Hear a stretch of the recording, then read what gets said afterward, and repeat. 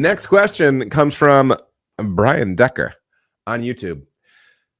So does that grist hydrator and chute from the grain bin ever get clogged? This is in reference to the long list of brew day series that we have over on the playlist section over at Adam Makes Beer. And typically when we're mashing in, you're going to be able to see me using the grist hydrator. And what the grist hydrator is for us, it's, this, almost squarish. It's round. But this blocky thing that goes right on top of the mash tun, and grain is dropped through the top of it. And then there's usually like a symbol inside of it, like a little circle, but popped up in the center. And so that grain will hit that little symbol head and then drop down. And then a lot of times underneath that symbol head, I'm going to create the shape. Boom. Let me see if boom.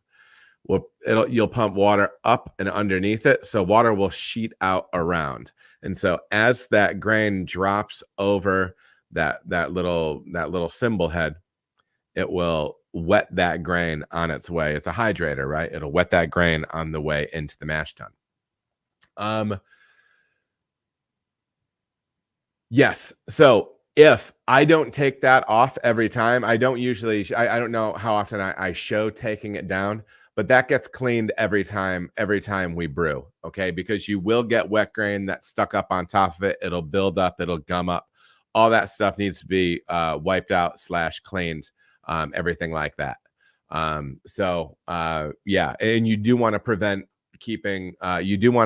as much as you can getting steam up in your your grist line that's dropping your grist down. If you're in a situation where you have a grist hopper or a vessel that is holding your malted grains that it will be dropping through your hydrator into your mash tun, you want to keep steam out of there as much as you can to prevent that stuff from gumming up, getting nasty, stuff like that. So, yeah. Yeah, you're absolutely correct on all that stuff. I was wondering if the steam from the hot water could make its way up the chute. Yeah, so that's why as soon as that grain is done dropping, I'm slamming that chute shut. I'm taking it off. I'm detaching it from the hydrator, wiping that clean. And then when I'm done with the whole process, that hydrator comes down and that gets hand cleaned and then reinstalled after the brew day for the next brew day. So yeah, appreciate the question, Brian. Yeah, Andrew in the chat, one upgrade for your already insane COP system would be an ultrasonic unit. Ultrasonic is awesome.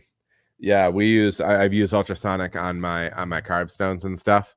But as we get into it, so another cool thing is, so I do have access to a, this is going to be, what is it? It puts you under steam pressure, temperature. It's a sterilizer. And it'll come to me. But yeah, we have access to stuff like that too. So we can do some cool stuff from a quality standpoint. It's very, very nice. It's very, very nice. All right, everybody, thank you so much for watching. If you feel as if you got any value out of the video, please like and subscribe. There are also other videos that you can watch. They're gonna maybe be over here or over here. Appreciate you watching.